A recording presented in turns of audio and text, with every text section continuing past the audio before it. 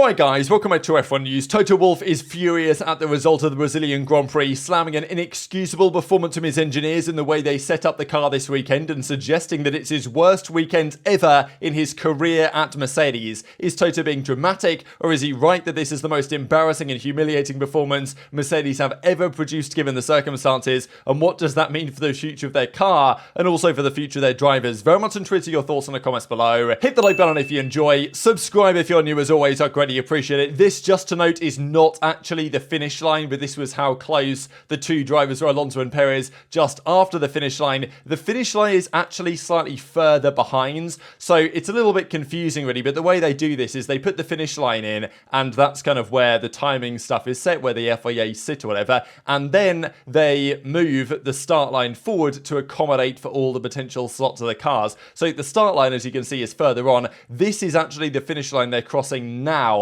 So this is the roughly 3/4 of a car length behind Perez was when they crossed the finish line, and that was the half a tenth. By the time they get to the next line, which is this line here, they were almost neck and neck, and the checkered flag is actually slightly even further on than that. So just to clarify, that's why if you guys saw some screenshots going around, the gap was here at the line, and that was the half a tenth when they're traveling at almost 200 miles an hour. Even Verstappen was following this so closely, that last lap battle between Alonso and Perez, and to be fair, for several laps before that he almost made a mistake and went straight on at turn 4. And can you imagine how that would have made things happen? It was like in Hungary 2022 when Max made the mistake. He went for the 360 spin, still won the race easily regardless, but it would have added an interesting bit of, if Norris managed to get past him maybe at that point, could have made the last few laps more interesting than even they already were. And also kind of crazy to think about, this was Fernando Alonso's 8th podium of the year and Norris's 7th podium of the year, but the first time they've both been on the podium together, and I'm pretty sure the first time there's ever been a Max, Fernando and Norris podium in Formula 1. So it just goes to show the tale of the two halves of the season, how well Aston Martin started, how well McLaren have finished, that this is a thing, that they haven't been on the podium together until now in what was kind of like a miracle drive from Alonso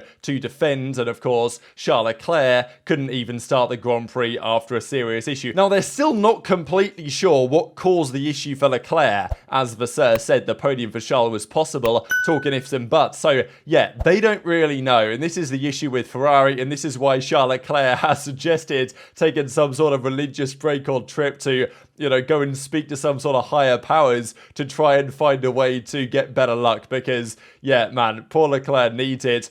And he's suggesting extreme measures to try and find a way around what is, unfortunately, a curse of driving for Ferrari at times. But even now, they still don't fully know exactly what caused the failure that led to Leclerc's did not start. Another quick update before we discuss Mercedes.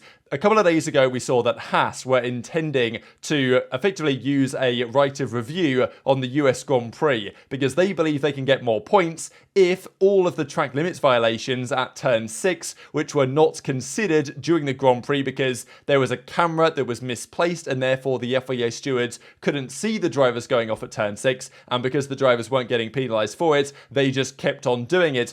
I think even Norris said and admitted this weekend that, yeah, he was going off track limits because they weren't stopping us. So, this is why Haas is saying, well, hang on a second, Norris has admitted to doing it. We have video footage of certainly Perez doing it apparently 25 times in the Red Bull, apparently Albon as well, and others. So Haas is saying, well, we stand to gain points from this. And I know that Andrea Stella of McLaren said, no, don't know what they're talking about, it doesn't make any sense. But to be honest, it would be valid enough. I mean, what we saw after Austria, when all the other track limits violations that weren't counted came through and it adjusted the results, this would kind of be the same thing, and they are within their rights, Haas, to submit that right for review, and that's now what's going to happen. So on Wednesday, there'll be a hearing with Haas for them to explain what they think, with Williams and Red Bull for Sergio Perez, and Aston Martin, maybe for Alonso or Stroll, I don't really know. Not with McLaren, which is interesting, despite Norris kind of admitting to doing it.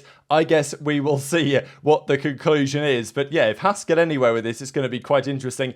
To be honest, the interesting To be honest, the main thing I thought was like, oh, well, if Perez gets demoted, he's going to lose points. But after what we saw yesterday, frankly, it doesn't really matter in terms of the result of P2 in the championship, because Mercedes were absolutely nowhere in the pace. And as Toto Wolff says, I can only feel for the drivers with such a miserable thing. And the extent of Toto Wolff's anger and, how irate he was, his ire, I guess is the word that I was really going for there, shows, and for good reason, he should be angry with their performance. And I mean, you can tell by his face here, we'll just go full screen on this face picture of Toto Wolff here, just, his reaction was quite evident. Incredibly so, because I think this weekend was so bad for Mercedes on a weekend where they expected to be challenging for the win. I think that's what's made it so bad.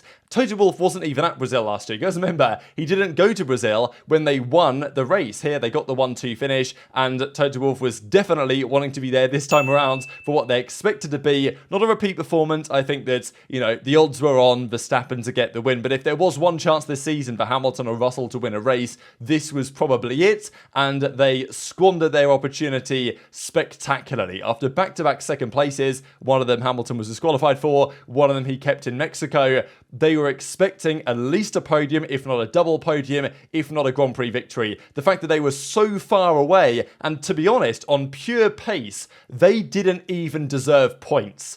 The only reason why they got points is because Leclerc and, other drivers, Piastri, even Ricciardo, we'll see in a second, were impacted by incidents.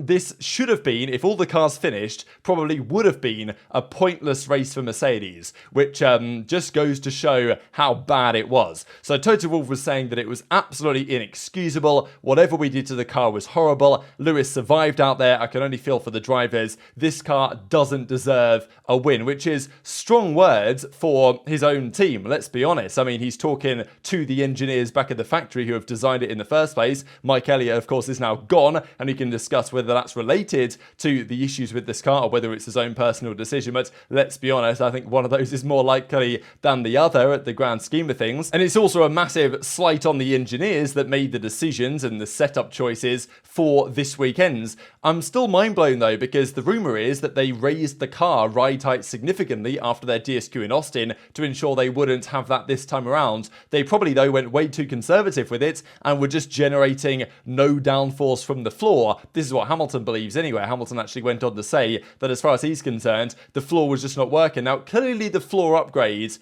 does work, unless this is once again the Mercedes cycle where one weekend we've got James Allison saying, I think it was Andrew Chauvelin actually who said, yep, the floor's great, correlates beautifully well with our simulator, with our wind tunnel data, it's all looking great. They go to Interlagos, a track they should be great at, done well there historically, especially over the last couple of years, and all of a sudden their floor doesn't deliver any downforce. And Hamilton, I guess, believed that they were running the ride height too high, so the floor wasn't delivering the downforce, sucking them to the ground. Therefore, they have to put a higher wing on. But still, they don't have the downforce. Their rear tyres, front tyres are still slipping around. Then all of a sudden, you've got massive drag. And you're losing all sorts of time in a straight line. And even when you do have DRS, still not enough speed to overtake anybody in front of you. So Toto Wolff says this is his worst weekends at Mercedes, effectively. And they went through a streak back in, 2012, somewhere around there anyway, when, they were pointless for several races in a row. But back then, it was very much early days. Now they have won all these championships in a row and they can't even get close to a decent result in yesterday's race. So does this sound overly dramatic from Toto? Maybe so. Is it really their worst weekend ever? I mean, you can look at Spain 2016 when the drivers take each other out and both fail to finish. That's a bad weekend at the office. But at least they had the pace that weekend. At least they were going to win that race that weekend if it wasn't for the collision between Hamilton and Rosberg. This weekend, they were frankly nowhere. And I think especially so because they expected a good performance, and why that didn't arrive is kind of mind-blowing to them, especially when you look at the pace numbers. So this is from F Data Analysis on Twitter. Verstappen, Norris very close, then Perez, then Alonso. Now last year's W13, the winning car of last year's race, was roughly at Perez's pace, roughly 4 tenths behind where Verstappen was this year. And during the course of last season over to this season, lots of the cars have improved, improved by roughly a second a lap. I mean, that's what we see. I mean, the Aston Martin here at Interlagos, 1.3 seconds faster than last year. This year's AlphaTauri, 1.3 seconds faster than last year. Even the Red Bull was probably around about 8 or 9 tenths faster than last year. Some of that setup, sure, but if Mercedes gains half a second, all they needed was half a second in race pace between last year's W13 and this year's W14, they would have won this race or been competing for the victory. Instead, they were half a second slower than last year's car. This is Hamilton. Somehow he was within a second of Verstappen. It really didn't feel like it on lap-by-lap basis. But look at these numbers. Leclerc isn't even here. He would have been ahead of Hamilton and Russell, no doubt. Stroll and Alonso both were. Gasly did a great drive, I think, from P15 up to P7. Ocon did a weird 3-stop. If he was on a 2-stop, different strategy, he might have finished ahead as well. Tsunoda, I think, had a bit of... I'm not sure. I think he had some car issues maybe that were preventing it. Of course, he made the mistake early on. He was faster than Hamilton as well, as was Ricciardo. Like, if Ricciardo wasn't caught up in the first lap incident and he didn't end up a lap down after the weird drama that happened there because of the mistake or whatever happened, a bit of a mess, kind of ruined their race, as it did to Piastri as well. But he was one of the fastest guys on track at the end of the race. His pace was actually pretty similar to Stroll's, I'm pretty sure, over the last few laps of the Grand Prix. So Ricciardo would have been competitive if he'd have been in a good position. Piastri as well. He got damaged first lap because of the contact with Magnussen, or Holcomb, I think of Magnussen, yeah, from behinds. But they couldn't fix all the damage. They changed the rear wing, they changed a couple of things, but they couldn't fix everything, so there was still damage Piastri was carrying and was able to finish, but not, of course, score any points or anything. But he would have been ahead of, Mercedes as well. So you're looking at pure pace here. Mercedes were literally the 7th fastest car in race pace. And honestly, who even knows where Albon would have been? Albon was taken out lap 1. Sargent was, okay, he was a little bit off, but he wasn't massively off compared to where Williams quite often are. Who's to say that Albon couldn't have been faster than either of the Mercedes drivers yesterday? It's possible. Like, on pure pace, they would legitimately have been outside of the points. And, so F Data Analysis comes out again and says, well, actually, hang on, they weren't the 6th fastest car, they were the 7th fastest car. Only Williams, Haas, and Alfa Romeo was slower than them, and I don't even know about Williams. And this is the reason why I think that Toto is... Okay, I'm sure part of it is purely emotion from the difficult day yesterday, but I think part of it is valid, that they were nearly slower than all of their customer teams. It's so embarrassing, no? Is this not deeply humiliating for Mercedes that Norris is right up here with Verstappen, less than a tenth off Verstappen's pace over the course of the Grand Prix? They are behind Alonso and Stroll, and Piastri would have been ahead of them as well. I mean, it's just so embarrassing, right, for Mercedes, the fact that they were nearly slower than all of their customer teams. So what went wrong, and how can they fix it? Because as Russell says, they were there, right? The previous weekend in Mexico, they were competitive. Now, Russell didn't have a great race, but had he got past Sainz and got the move done, maybe he'd have had a more competitive finish to that Grand Prix. And as he says, you don't just lose a second worth of performance in a weekend. That doesn't happen. So I can only assume it's what Hamilton thinks it is, which is the floor ride height, where they position themselves. But Toto Wolff said in Mexico, they were willing to take the risk of getting disqualified if it meant fighting for a win. So what happened to that, I know they wanted the points to secure second in the Constructors, but let's be honest, they didn't score many points yesterday, and they wouldn't have scored any if Leclerc and, Piastri won an incident, stuff like this. They'd have been out of the points on pure pace. Toto Wolff even says that Mercedes knew it was bad after the sprint and considered starting from the pit lane and changing their setup, which is, maybe in hindsight, they should have done that. Given the red flag and everything that happens, like in the incidents, that might have been better for their race, as it turned out. But apparently, they didn't know what they needed to fundamentally change in the car to make it better, which is, this is concerning. No doubt, maybe this is another reason why it's his worst weekend at the office, that the Mercedes engineers back at the factory weren't really sure what to do. Thinking that if they lower the ride height, is that going to help or make it worse? I don't know. It's fascinating, really, that Mercedes can go from seemingly having a great grasp and understanding on their car back in Mexico and a pretty good result, to all of a sudden being nowhere and completely lost again, despite the fact that Chauvelin said last weekend that the floor is correlating perfectly well and they know exactly what to do with it. So, is this just another diva property of the W14? Sure. Is it a worse year's car than last year's car? That's debatable because, let's be honest, it was destroying Hamilton's spine back in Baku. Like, I think people have some rose-tinted glasses on the W13, but at least at the end of the season, it was very competitive and actually did win a Grand Prix, which the W14 has realistically, apart from Singapore, not even come close to doing. And Hamilton was after the Grand Prix saying, yeah, 2 more races and I'd never have to drive this thing again, which is, of course, rinse and repeat of what happened last year. And, well, we'll see if that happens next year as well. And this is the concern that Mercedes haven't.